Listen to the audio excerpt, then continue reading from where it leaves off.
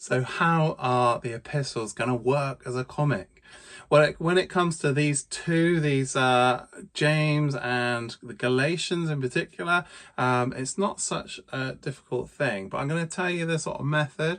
Now, when it comes to Galatians, there's actually quite a bit of Galatians, which is sort of a narrative where Paul's saying, this is what happened, da, da, da, da. And then it is essentially just a narrative, just like a gospel or any of the other historical books. In that case, it's just drawn out as normal. When Paul, however, talks about things that are like, obscure or like philosophical, it's just you're gonna see a picture of him writing, or you might see a picture of the people reading, and that's kind of two other areas where him writing, you're going to get the sense it's not just to pull away from being able drawing things that are difficult to draw, but you're going to see like the emotion. So, when Paul's like, you foolish Galatians and things like that, you can see the emotion that he's putting into the letter. But also then you see the people receiving it and they're reading the letter. You have to remember, like, we've read these books like a bajillion times potentially, and we've pulled out individual verses about, there is no Jew nor Gentile, man or woman, we're one in Christ, and that sort of thing. But there was a time where this was the first time the people had received the letter and read it, and it was literally to them.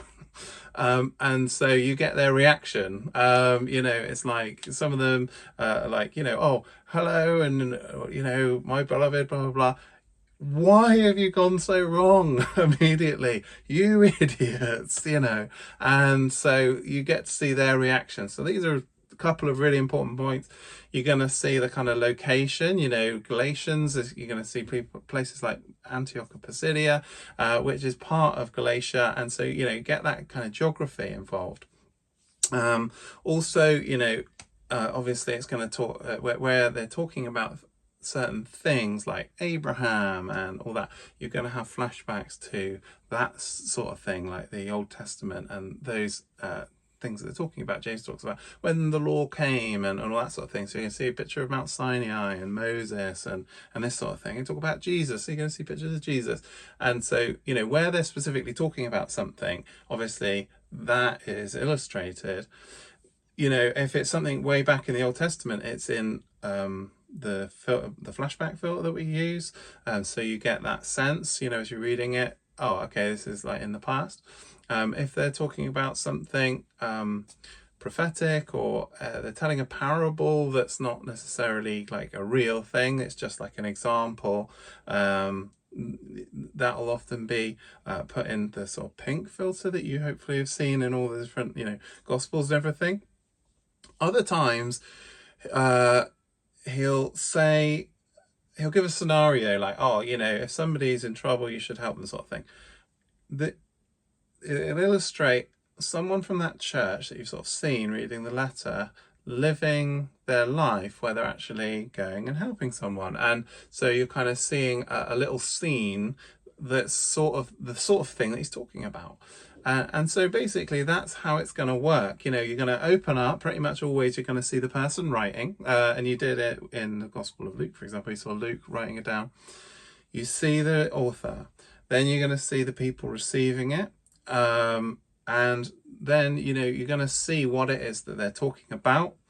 Flashbacks, Old Testament stuff, narrations about what happened in the life of Paul, for example, and then you're going to see other little examples which go tandem along with what they're talking about, or sometimes even examples from an Old Testament kind of character that exemplifies what they're talking about. There's one place where they're talking about people being like greedy and that, and there's a picture of